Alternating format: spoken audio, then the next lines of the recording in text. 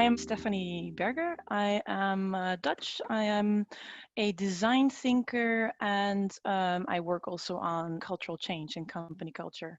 So much focused on the people within the organization or the clients outside.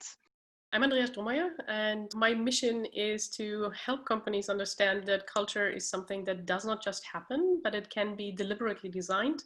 And yeah, I just thrive on helping companies to make that happen.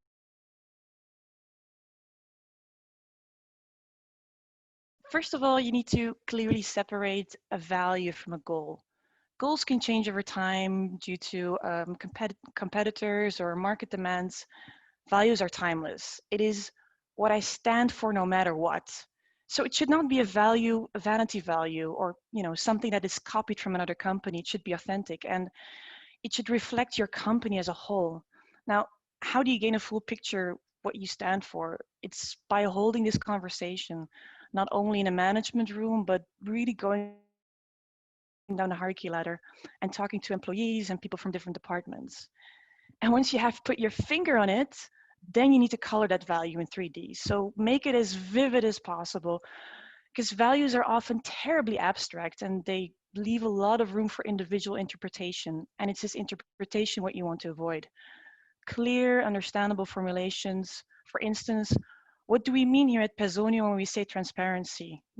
What is it actually that this is all about? And that then increases the chance to identify with the value and to live it.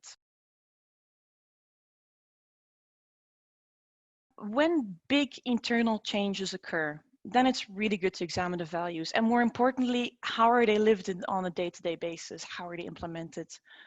One big internal change is scaling of a company. New employees are flooding in. How can we share the values with them? We open locations in other countries. How can we ensure that there's a common basis across country lines? So scaling is a really good time.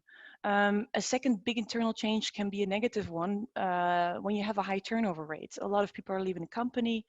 What is going on there? So rather than waiting for things to go bad, I'd advise to check the values when things are going really well, because then you can question how come we are implementing on a day-to-day basis and how can we ensure that it stays this way? Asking yourself that question is the very first step. Probably one of the biggest misconceptions that we have around culture is that it is sufficient to define and communicate the values and then the rest will just magically happen. Well, truthfully, it doesn't. And if you look at companies that have a very successful, strong and distinct culture where their values are alive, you will see that nothing is left to chance. So once I have understood that a culture is reflected in my day-to-day activities, in the way I communicate, the way I meet, the way decisions are taken, or who I hire, who I promote, I can then mindfully design my organization to support the values to flourish.